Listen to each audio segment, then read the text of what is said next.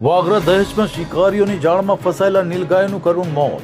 One વિભાગે કડક કાર્યવાહી કરી 2 ઈસમો પાસેથી 2 લાખનો દંડ વસૂલ્યો. વાગરા તાલુકાના દહેજ પંથકમાંથી વન્ય પ્રાણી સંરક્ષણને લઈને ચોંકાવનારી ઘટના સામે આવી છે.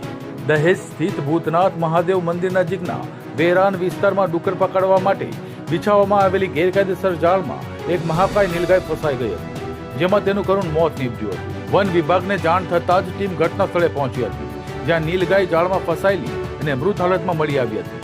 તપાસ દરમિયાન ખુલ્યું હતું કે આ જાળ દહેજના રહેવાસી અજય કનુ તલાવિયા અને રાકેશ સના રાઠોડ દ્વારા બિછાવવામાં આવી હતી. બંને આરોપીઓએ પૂછપરછ દરમિયાન કબૂલ્યું હતું કે જાળ ડુક્કરને પકડવા માટે ગોઠવવામાં આવી હતી, પરંતુ તેમાં નીલગાય ફસાઈ ગઈ હતી. વાગરા આરએફઓ વીવી ચારણ અને તેમની ટીમે બંને આરોપીઓ વિરુદ્ધ વન્ય પ્રાણી સંરક્ષણ અધિનિયમ હેઠળ ગુનો દાખલ કરી કુલ ₹2 લાખનો દંડ વસૂલ્યો છે. નીલગાયના મોતનું ચોક્કસ કારણ હજી અંગબંધ રહ્યું છે. પ્રાથમિક અનુમાન મુજબ લાંબા સમય સુધી જાળમાં ફસાઈ રહેવા હોવાથી ખોરાક પાણીના અભાવે તેનું મોત થયું હોવાનું મનાય છે.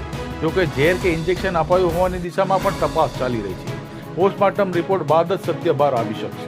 વન વિભાગની આ કડક કાર્યવાહીથી ગેરકાયદેસર શિકારીઓમાં ફફડાટ વ્યાપી ગયો છે. નાયબ વન સંરક્ષક સાહેબ શ્રી ભાવનાબેન દેસાઈ સાહેબના માર્ગદર્શન અને એસીએફ સાહેબના માર્ગદર્શન અને સૂચના મુજબ અમુ દ્વારા કાલે 8 તારીખે જે ભૂતનાથ વિસ્તારની અંદર નીલગાય ઝાડમાં ફસાવાથી મૃત્યુ પામેલ હતી, જેવી અમારા ફોરેસ્ટને જાણ થતાં ત્યાં અમે સ્થળ તપાસ કરી અને વધુમાં તપાસ કરતાં ત્યાં જે ભૂંડ પકડવાની જે ટોળકી છે એમના દ્વારા આ જાળ બિછાવવામાં આવી હતી, જેમાં નીલગાય ફસાઈને મૃત્યુ પામેલ છે એવું જણાઈ આવ્યું. જેના પ્રાથમિક તારણથી તેઓને અમે સ્થળ તપાસ કરી અને 2 ઈસમોને અમે ત્યાંથી આ અંગે મળી આવેલા હતા આ ગુનામાં, જેઓ વિરુદ્ધ અમે વન્ય પ્રાણી અધિનિયમ અંતર્ગત ગુનો દાખલ કરી અને એમના વ્યક્તિ દીઠ 1 લાખ રૂપિયાનો દંડ એમ કરીને ₹2 લાખ જેવો દંડ કરવામાં આવે છે.